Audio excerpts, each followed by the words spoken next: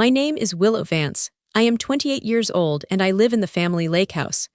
I sat across from my parents and my sister, Lyanna. The room was cold, but my parents looked warm and happy.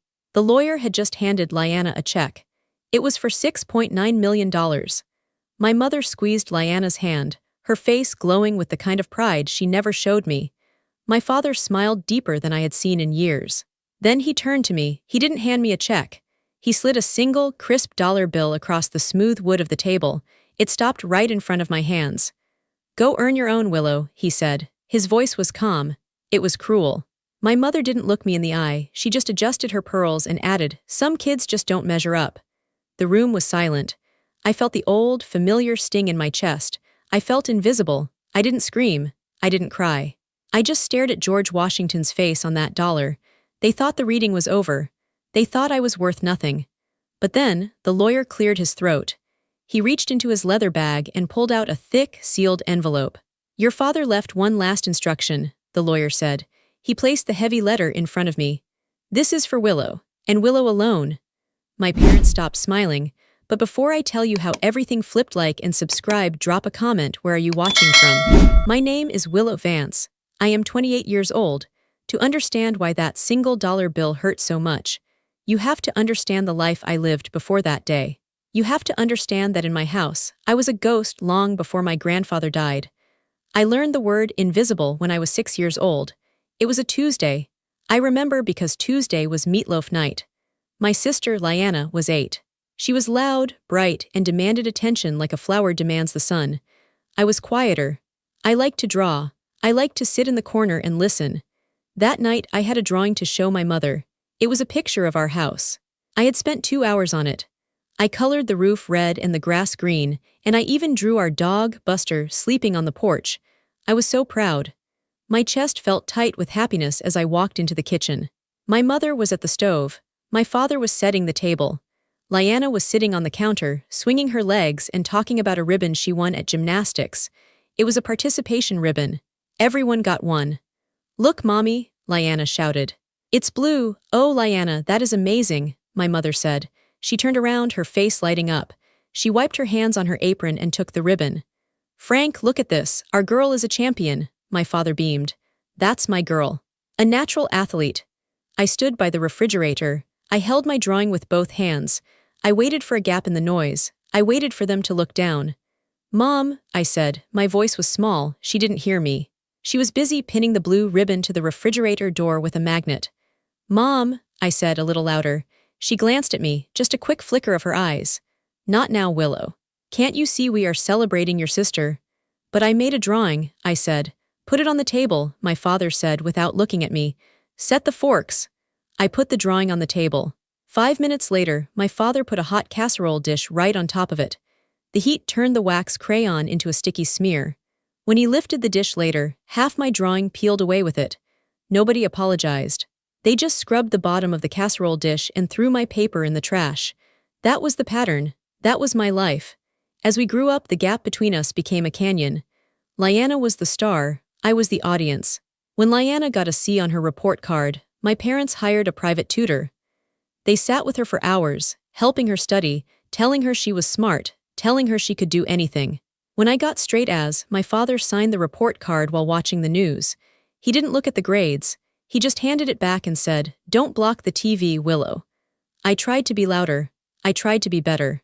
I joined the soccer team because Lyanna was on it. I practiced every day in the backyard until my legs burned. In our first game together, I scored a goal. I looked to the sidelines, desperate to see my parents cheering. They weren't watching me. They were talking to the coach, asking why Lyanna hadn't been put in as a forward. That night in the car, my mother said, "Willow, you shouldn't hog the ball. Your sister was open." I sat in the backseat, staring out the window at the passing streetlights. I realized then that it didn't matter what I did. The script was already written. Lyanna was the hero. I was the extra. The only person who saw me was my grandfather Walter. He lived in the lake house, the big house where we spent our summers. He was a quiet man. He had rough hands and eyes that seemed to look right through you. He didn't talk much, but when he did, people listened. He didn't like the way my parents treated me. He never yelled at them, but he had a way of correcting them. One summer, when I was 12, we were all having lunch on the deck. My mother was pouring lemonade. Lyanna needs new braces, my mother said to Walter.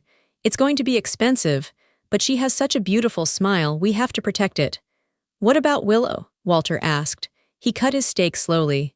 Willow, my mother laughed. It was a short, sharp sound. Willow is fine, she doesn't need much, she's tough. Walter stopped cutting. He looked at me. I was looking at my plate, trying to disappear. She isn't tough, Walter said. His voice was low. She is observant, there is a difference. My father chuckled. She's just quiet, Dad, doesn't have much to say. She has plenty to say, Walter said. You just don't listen.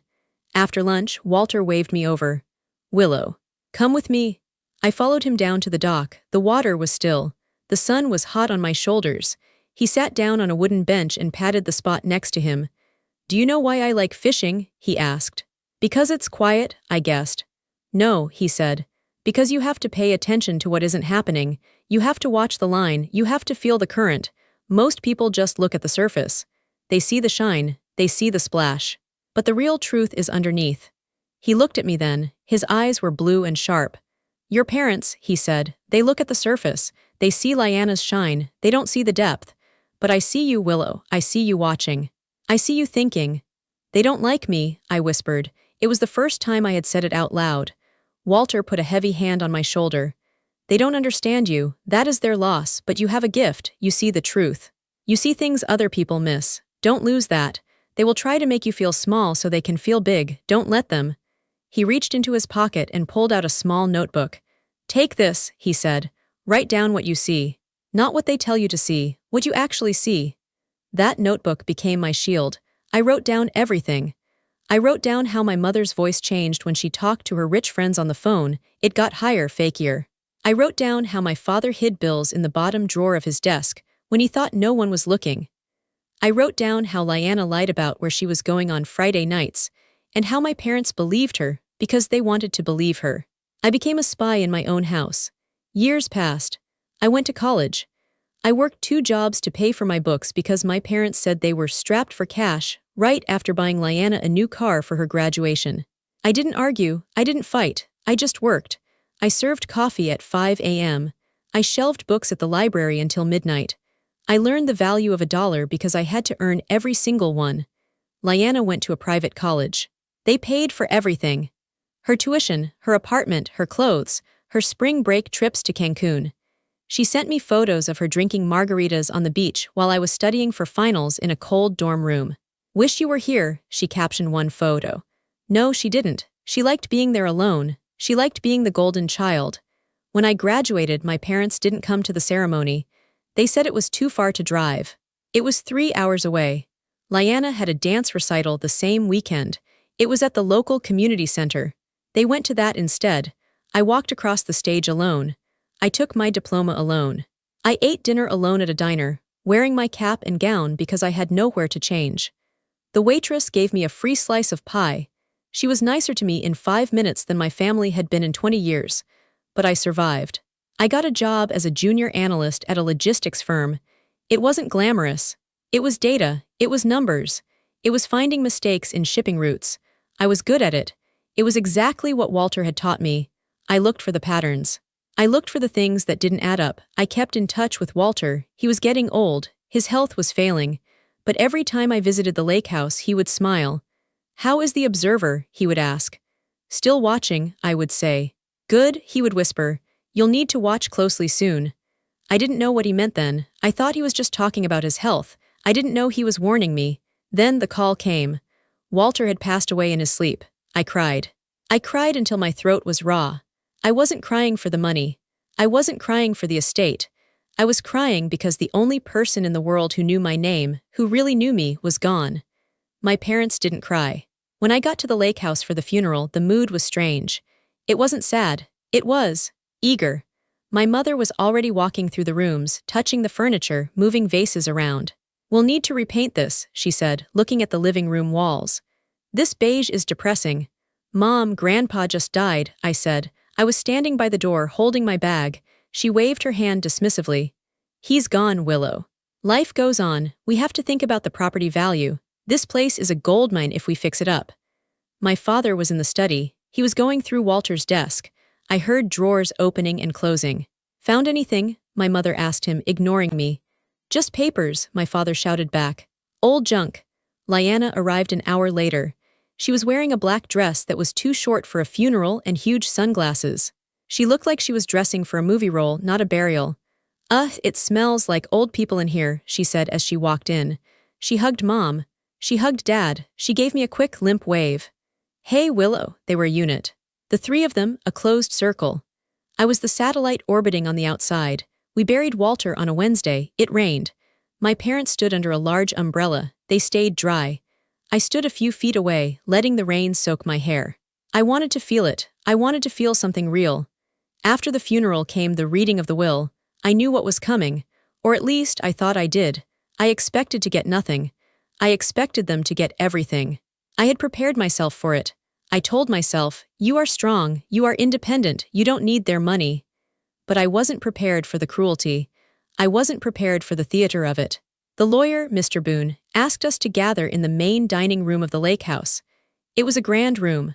A long mahogany table stretched down the center, polished so bright you could see your face in it. The windows looked out over the lake. The water was gray and choppy today. My father sat at the head of the table. It was Walter's chair. He didn't even hesitate. He sat down, spread his arms, and leaned back like he had been waiting 50 years to claim that spot. My mother sat to his right. Lyanna sat next to her. I sat on the left side. Alone. The empty chairs between me and the head of the table felt like miles of distance. Mr. Boone was an old man, almost as old as Walter. He had white hair and shaking hands, but his eyes were sharp.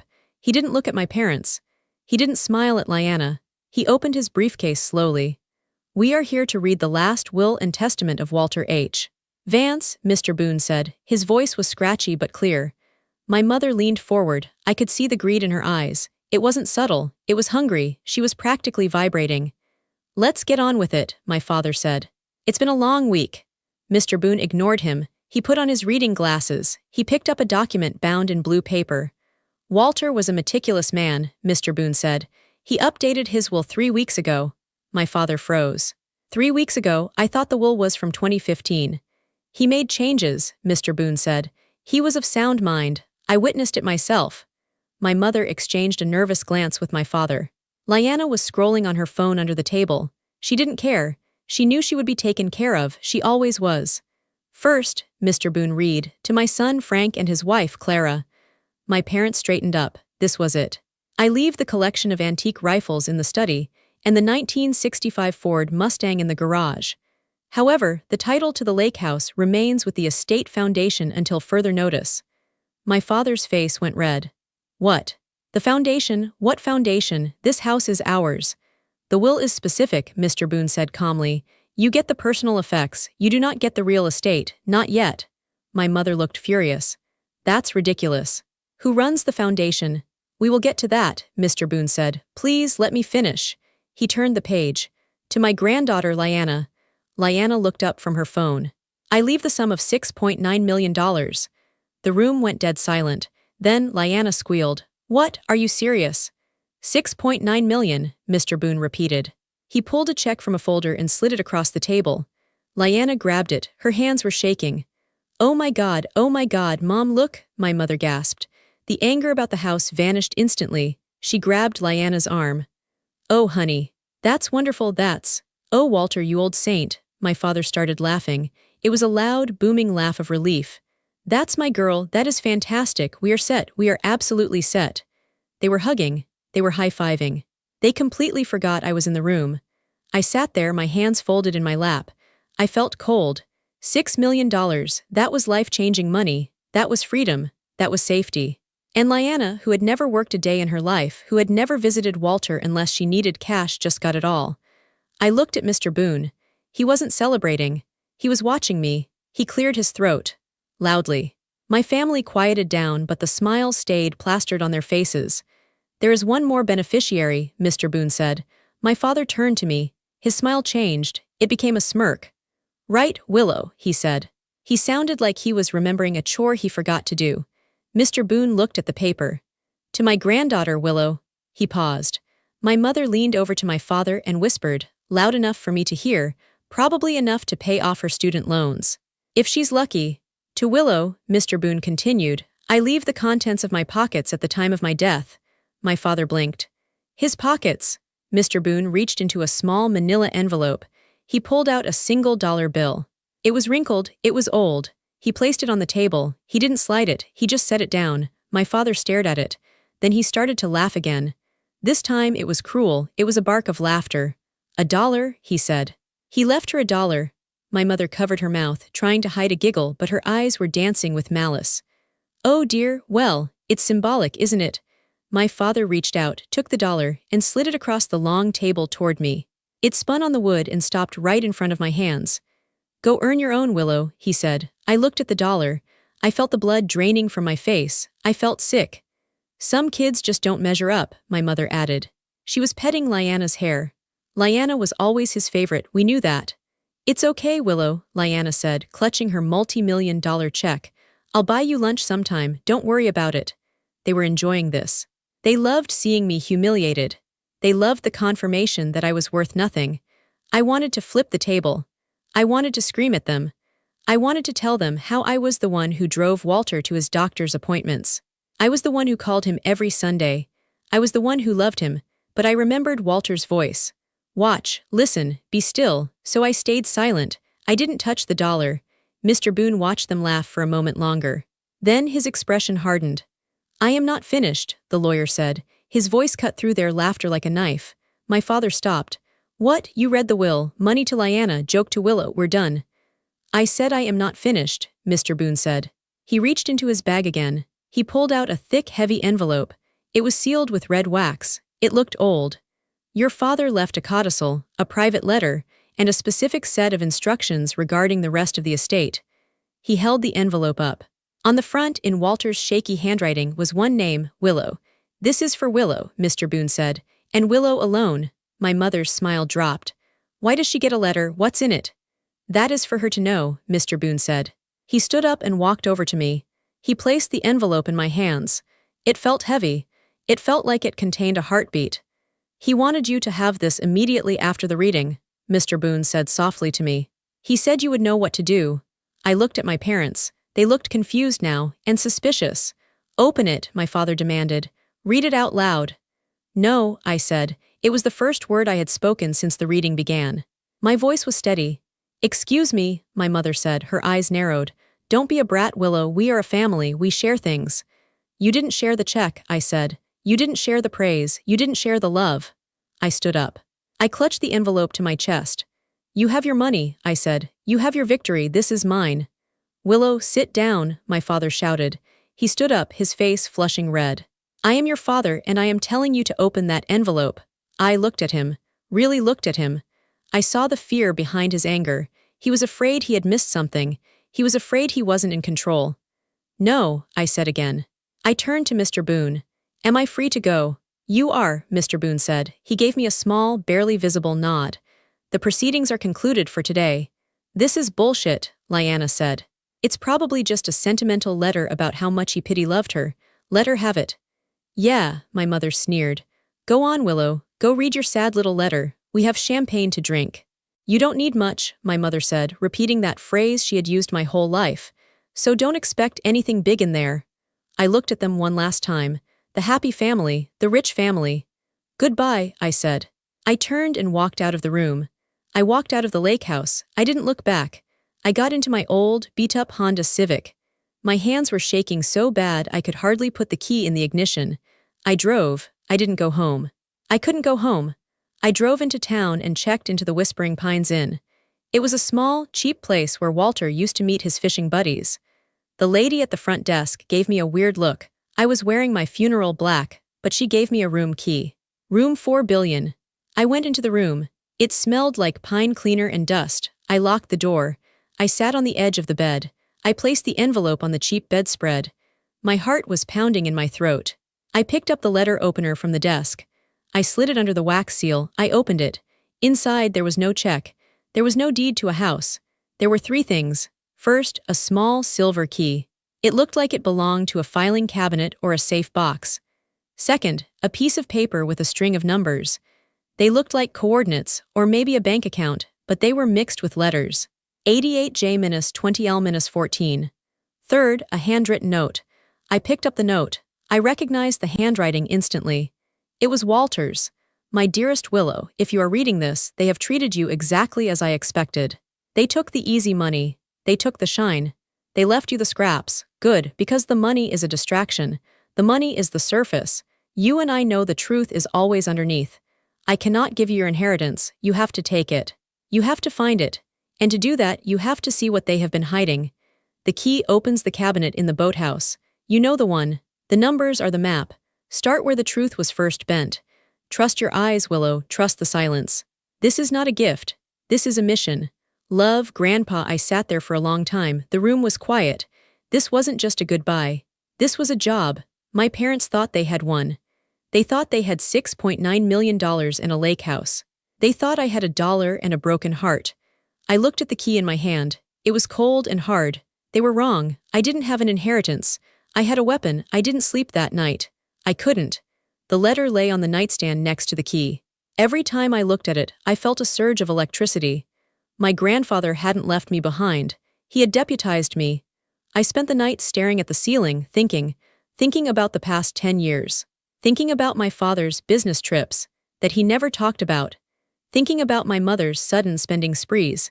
Thinking about how the lake house always seemed to have construction crews working on things that never looked different. Start where the truth was first bent. What did that mean? By morning, I had a plan. I wasn't going to go back to the main house. I wasn't going to confront them, not yet. I showered and put on jeans and a sweater. I tied my hair back. I looked in the mirror.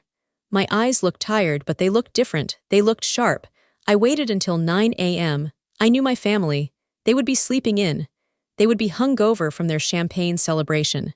They would be lazy. I drove back to the lake property, but I didn't go to the main driveway. I parked down the road, near the old service entrance that the gardeners used. It was overgrown with weeds, but I could squeeze through the gate. I walked through the woods. The air was crisp. The leaves crunched under my boots.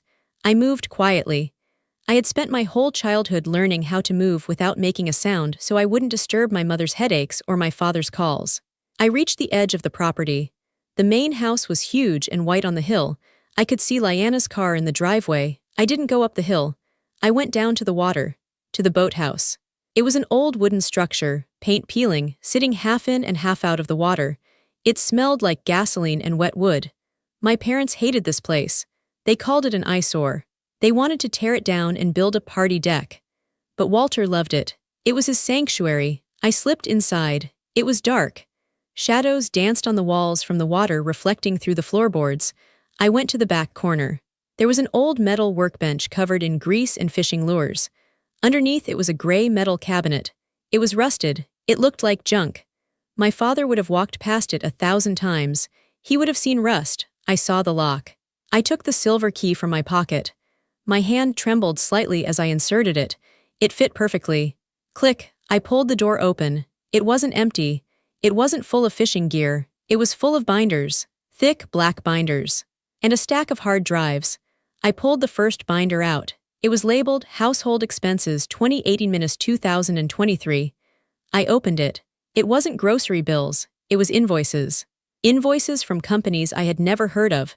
Red River Consulting, Summit View Holdings, Blue Heron Logistics. I flipped through the pages. The amounts were staggering. $15,000 a month for consulting. $20,000 for structural repairs that I knew never happened. $50,000 for legal retainers. And at the bottom of every invoice, there was a signature approving the payment. It wasn't Walter's signature. It was my father's. I felt a chill run down my spine. My father didn't have the authority to sign these. Walter controlled the money. Walter signed the checks. Unless, I pulled out another binder. Medical proxy. I opened it. There were emails. Printed emails between my father and a doctor I didn't recognize. Email from Frank to Dr. S. He's having bad days. He doesn't remember much. I think it's time we activate the clause. I need to take over the accounts to pay his bills. Email from Dr. S. As discussed, if you can provide the affidavit of incompetence, the power of attorney triggers. I froze. Walter wasn't incompetent. He was sharp until the day he died. He played chess. He did the crossword. He remembered my birthday when my own parents forgot. My father had lied. He had told the doctors Walter was losing his mind so he could get control of the money early. I sat down on the dusty floor. The binder felt heavy in my lap. This wasn't just favoritism. This wasn't just my parents liking Lyanna more. This was theft. This was elder abuse. My parents had been stealing from Walter for years. They were draining his accounts into these shell companies. I looked at the pile of documents. Start where the truth was first bent. The truth was bent when they convinced the world my grandfather was weak so they could rob him blind. I realized then why they gave me the dollar. Why they wanted me gone. It wasn't just because they didn't love me. It was because I was the only one smart enough to figure this out. If I had been close to the money, if I had been involved in the estate, I would have seen the discrepancies. I was an analyst. This was my job, so they pushed me away. They made me the outcast. They made me the villain so no one would believe me if I spoke up. I felt a fire start in my belly. It wasn't the hot, flashy anger of a tantrum. It was the cold, blue flame of determination. I packed the binders into my backpack. I took the hard drives. I was about to leave when I saw something else in the back of the cabinet, a small black box. I pulled it out. It was a recording device, a high-end one. There was a note taped to it. Press play. I pressed the button. Walter's voice filled the small boathouse. It sounded tired but strong. Willow, if you found the binders, you know the numbers, but you need to see the faces. I installed a camera in the main study 3 months ago. I told them I was putting in a smoke detector. They never looked up, they never checked. They think I don't know, Walter's voice continued. Frank thinks I'm senile. Clara thinks I'm blind. They sit in my study and they plan how to spend my money before I'm even dead. The recording paused, then Walter sighed. I could have called the police. I could have changed the will to cut them off entirely, but they would have fought it. They would have said I was crazy. They would have dragged you into court for years.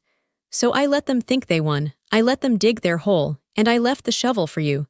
The camera footage is on the hard drive labeled study. Watch it. Then you decide what to do. The recording ended. I put the recorder in my pocket. I zipped up my bag. I stepped out of the boathouse. The sun was higher now. The lake was sparkling. Up on the hill, I saw my father walk out onto the balcony. He was holding a coffee cup. He stretched his arms, looking out over the water, looking like the king of the world. He didn't see me in the shadows of the trees. He didn't know that the ghost of the family had just found the receipts. I walked back to my car. My step was light. My fear was gone. I wasn't the victim anymore. I was the judge. I drove back to the inn and turned my room into a war room. I pushed the bed against the wall. I used the desk and the small round table as my workspace. I laid everything out. Binders, papers, hard drives. I opened my laptop. I connected the hard drive. I started with the numbers. I pulled up the public records for the companies on the invoices. Red River Consulting. It was registered to a P.O. box in Delaware. I dug deeper. Who owned it? A holding company. Who owned the holding company? I followed the trail. It took me 4 hours, but I found it. The registered agent for the holding company was a man named F.V. Miller. My father's middle name was Vernon. His mother's maiden name was Miller. Frank Vernon Miller. He was paying himself. I checked Summit View Holdings. Same thing. Registered to an address that turned out to be an empty lot in a town where my mother's sister lived. They were sloppy. They were arrogant. They thought no one would ever check because they thought they were the smartest people in the room. I built a spreadsheet. I entered every invoice from the binders. 2019, $150,000 stolen. 2020, $220,000 stolen. 2021, $300,000 stolen. The numbers escalated. As Walter got older, they got greedier. Then, I opened the video files. The folder was labeled The Study. I clicked on a video dated 2 months ago. The screen showed the study in the lake house. My father was sitting at Walter's desk. My mother was pouring a drink at the sidebar. He's refusing to sign the check for the roof, my father said in the video. He says he wants to see 3 quotes. The old bastard is getting suspicious. Just forge it, Frank, my mother said. She took a sip of her drink. He shakes so much anyway, no one will know the difference. I don't want to push it, my father said. If we push too hard, he might call the lawyer. We need to keep him isolated. Have you told the nurse not to let him answer the phone? Yes, my mother said. I told her he gets agitated. She took the phone away yesterday. I felt sick to my stomach. They isolated him. They trapped him in his own house so they could steal from him. I clicked another video. This one was from last week, just days before he died. Lyanna was in the room this time. She was looking at a jewelry catalog. "Dad, when Grandpa kicks the bucket, how long until I get the money?" she asked. "It takes a few months to settle the estate," my father said. Hey, that's forever," Lyanna whined. "I saw this condo in Miami. I need a deposit now." "Don't worry, princess," my father said. "Once he's gone, we control the trust. We can borrow against it. You'll get your condo." "What about Willow?" Lyanna asked. "Is she getting anything?" My mother laughed on the video. "Willow, please, she's too proud to ask for help and too stupid to know what she's owed. We'll give her a few crumbs, maybe pay off her car. That will shut her up." "She's a nobody," my father said. "She's got no fight in her, we don't have to worry about Willow." I paused the video. I stared at my father's face on the screen. "She's got no fight in her." He was wrong. I had all the fight in the world, I just stored it differently. I didn't scream. I didn't throw things, I documented. I sat back in my chair. I had enough evidence here to send them to prison. Fraud, embezzlement, elder abuse. Forgery, but Walter's letter said, "Start where the truth was first bent." He didn't say, "Call the police." He gave me the power to choose. If I went to the police, it would be a scandal. It would drag Walter's name through the mud. It would take years. There was a better way, a quieter way. I looked at the legal documents Mr. Boone had given me. I looked at the structure of the will.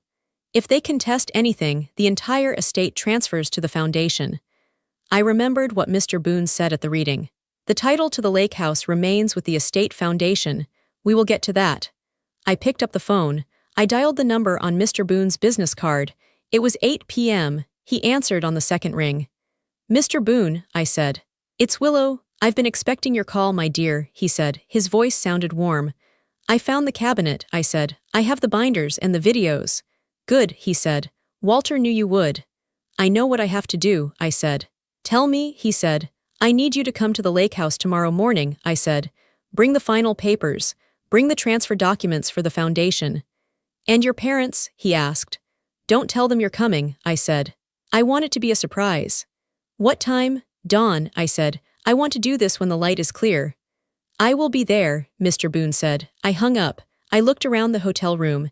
It was messy with the debris of my family's crimes. But my mind was clear. I wasn't invisible anymore. Tomorrow, they were going to see me. They were really going to see me, and they weren't going to like what they saw. I didn't sleep a wink that night in room 4 billion.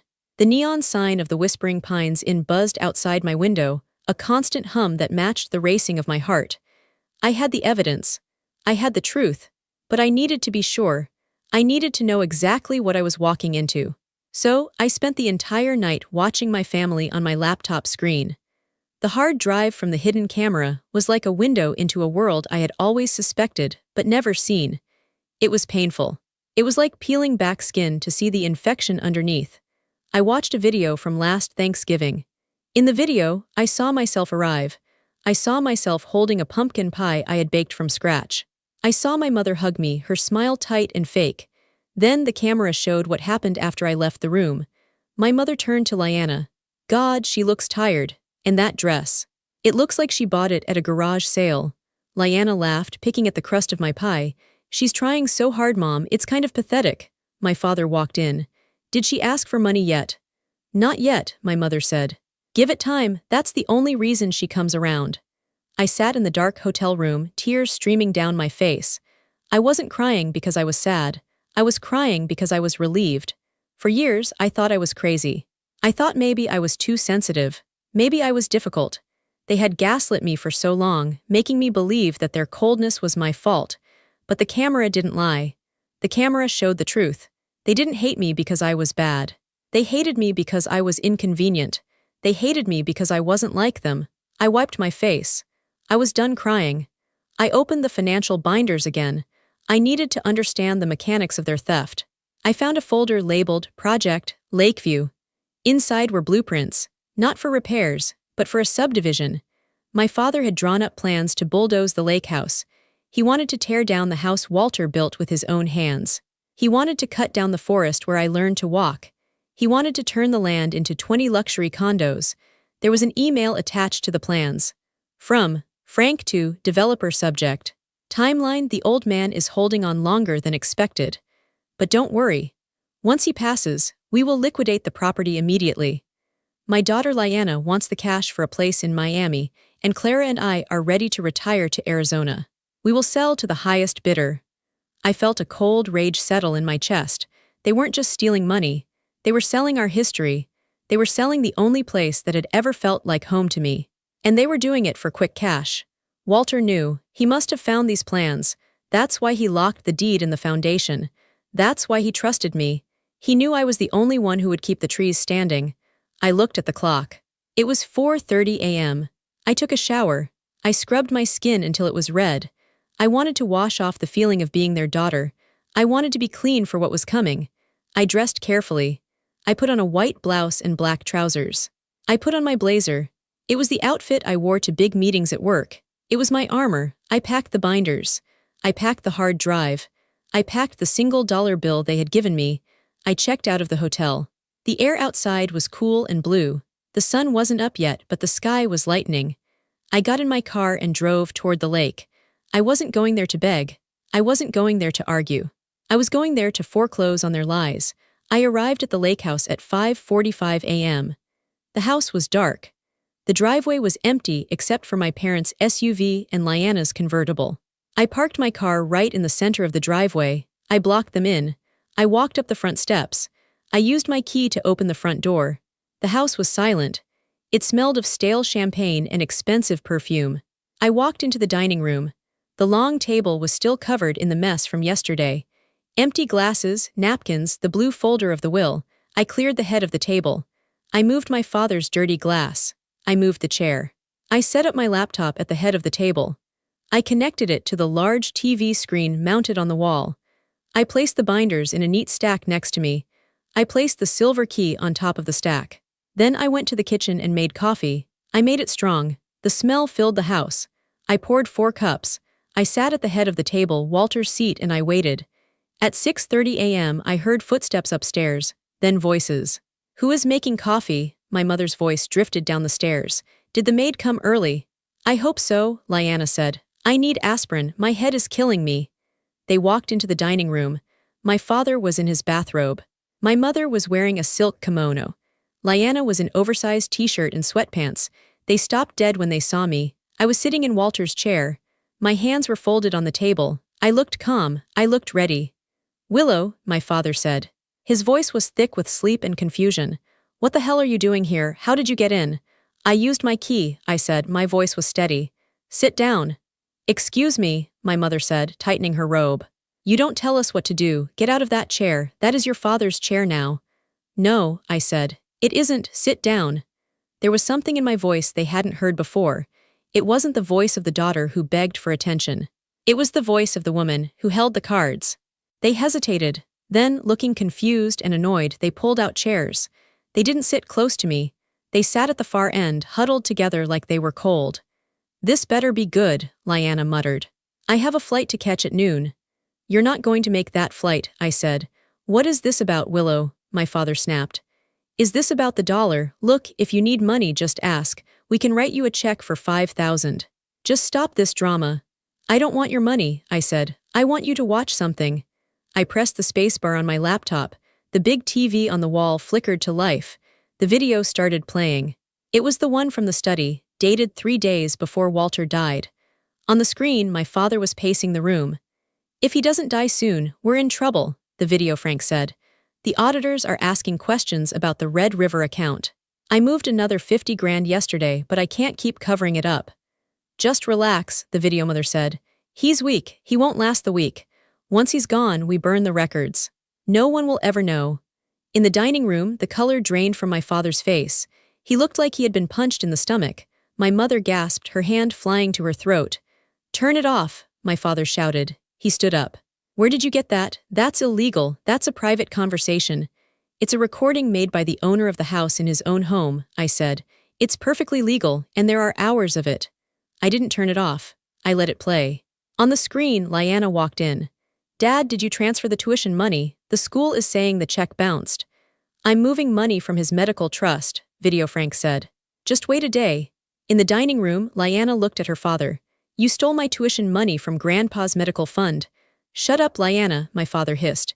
He was sweating now. I paused the video. The room was deadly silent. "I have the binders," I said. I tapped the stack next to me. Red River Consulting, Summit View Holdings, I have the invoices, I have the bank records. I traced the shell companies to you, Dad. My father sank back into his chair. He looked small, he looked old. Willow, he started, his voice was shaking. You don't understand, we were just borrowing it, we were going to pay it back. You were stealing, I said. You stole over $2 million in the last 5 years. You stole from a man who trusted you. You gaslit him into thinking he was losing his mind so you could rob him. We're family, my mother cried out. Tears were streaming down her face, but they were tears of fear, not remorse. Willow, please, we are your parents. You can't do this to us. Think about the scandal. Think about our reputation. You didn't think about my reputation when you told everyone I was a failure, I said. You didn't think about family when you handed me a single dollar bill and laughed. We were joking, Lyanna said. It was just a joke. It wasn't a joke, I said. It was the truth. You showed me exactly who you are. Just then, the front door opened. Heavy footsteps echoed in the hall. Mr. Boone walked into the dining room. He was carrying a leather briefcase. My father looked at the lawyer, then at me. You called him.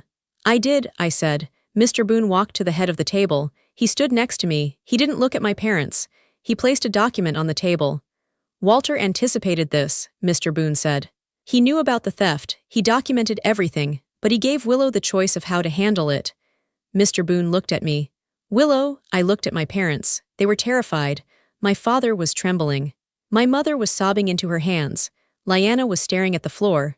I have a choice, I said to them. I can turn this evidence over to the district attorney. You will go to prison, all of you. Fraud, embezzlement, elder abuse, my mother wailed.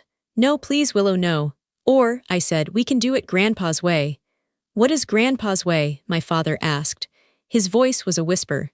I nodded to Mr. Boone. Mr. Boone opened the document. It was the codicil, the amendment to the will that triggered if misconduct was found. The terms are simple, Mr. Boone said. He slid 3 papers across the table. One for each of them. First, Mr. Boone said, Frank and Clara, you will sign over your rights to the personal effects. You get nothing, no cars, no antiques, nothing. My father nodded quickly. Okay, fine. We sign. Second, Mr. Boone continued. You will repay the estate, every penny you stole. We have the total, $2,140,000. We will liquidate your personal assets to cover it, your house in the city, your stocks, your retirement accounts. My mother screamed. Our house, you can't take our house, we'll be homeless. You won't be homeless, I said calmly. You can rent a small apartment, you don't need much. Isn't that what you always told me? The words hit her like a slap. She stopped screaming and stared at me. She saw her own cruelty reflected back at her. Third, Mr. Boone said, turning to Lyanna. The trust fund. Lyanna looked up, hopeful. I still get the money, right? The $6.9 million. No, Mr. Boone said. The money was conditional on the estate being in good standing. Your parents drained the estate. The money is gone. But that's not fair, Lyanna yelled. I didn't steal it, they did. You benefited from it, I said. Your car, your tuition, your trips. It was all paid for with stolen money. You knew, Lyanna. I saw you on the video asking for the money before he was even dead. Lyanna slumped in her chair. She looked like a child whose balloon had popped. So I get nothing, she whispered. You get a choice, I said. The estate will set up a small stipend for you, enough for rent and food. But you have to get a job, you have to work. If you hold a job for 1 year, the stipend increases. If you quit, it stops. Lyanna looked at me with horror. A job, but I'm an influencer. That's not a job, I said. I'm talking about a real job where you answer to someone else. It will be good for you. Mr. Boone cleared his throat. And finally, the lake house. My father looked up. What about the house? The title transfers immediately, Mr. Boone said, to the Walter Vance Foundation. And who controls the foundation? My father asked, though I think he already knew the answer. Mr. Boone placed a hand on my shoulder. Willow does, he said. My parents looked at me. They saw the daughter they had ignored, the daughter they had mocked, the daughter they had underestimated. They saw the new owner of their world. You, my mother spat. You can't run a foundation. You're just Willow. I am the only one who kept the receipts, I said. I pushed a pen across the table. Sign the papers, I said, or I call the police. You have 5 minutes. My father picked up the pen. His hand was shaking so badly he could barely hold it. He looked at the video still frozen on the screen, the proof of his crime. He looked at the binders. He knew he had no way out. He signed, my mother signed, weeping silently as she wrote her name.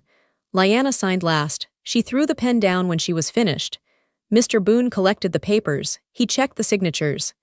It is done, he said. I stood up. You have 1 hour to pack your things, I said. Take your clothes, leave everything else. The cars stay, the jewelry stays. Where will we go? My mother asked, her voice broken. I don't know, I said. Go earn your own. I turned my back on them. I walked out to the deck. I heard them scrambling upstairs, the sound of suitcases being dragged, the sound of frantic arguments. I didn't care. I stood by the railing and looked out at the lake. The water was calm. The sun was fully up now. It was a beautiful day. I felt a weight lift off my shoulders. It was the weight of their expectations, the weight of their judgment. It was gone. I wasn't the victim anymore. I wasn't even the judge anymore. I was just Willow. And I was finally free. They left at 9 a.m. My father drove his own car, not the Mustang, but his old sedan. My mother sat in the passenger seat, staring straight ahead. Lyanna sat in the back, texting furiously, probably trying to spin the story to her friends. I watched them go from the porch. They didn't wave. They didn't look back. As their car disappeared around the bend of the driveway, silence fell over the property. Real silence. Not the tense silence of a family dinner where everyone is angry. Not the lonely silence of my childhood bedroom. This was the silence of peace, the silence of ownership. Mr. Boone came out to the porch. He was holding 2 mugs of fresh coffee. He handed one to me. You did good, kid, he said. Did I asked. I feel empty. That's normal, he said. You've been carrying a heavy load for a long time. Now you've put it down.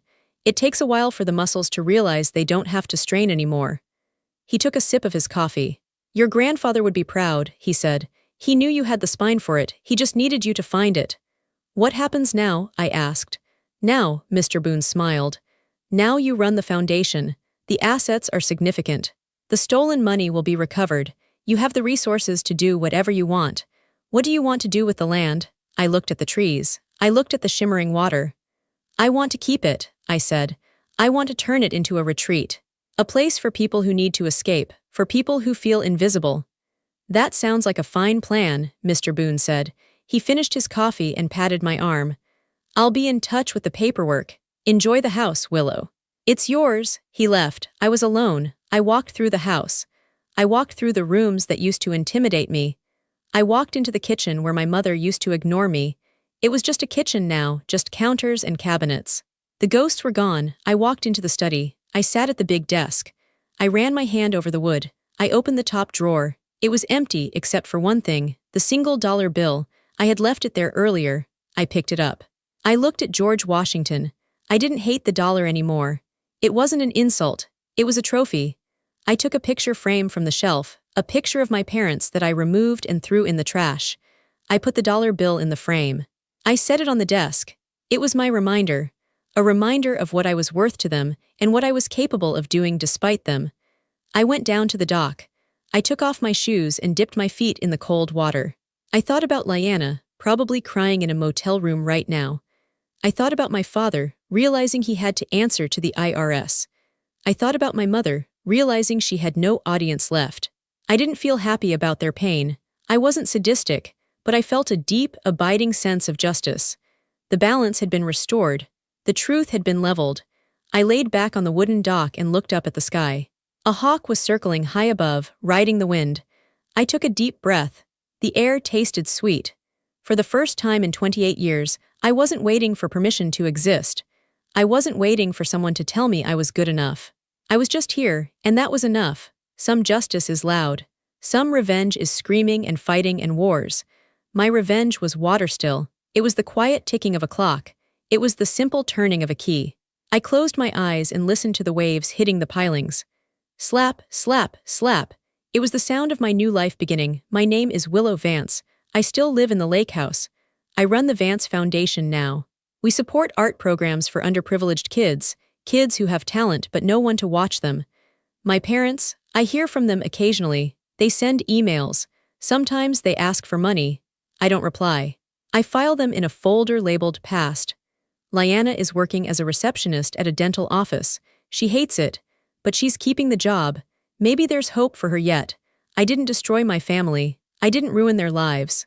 I simply held up a mirror and let them see themselves. They ruined their own lives when they decided that greed was more important than love. I learned something important through all of this.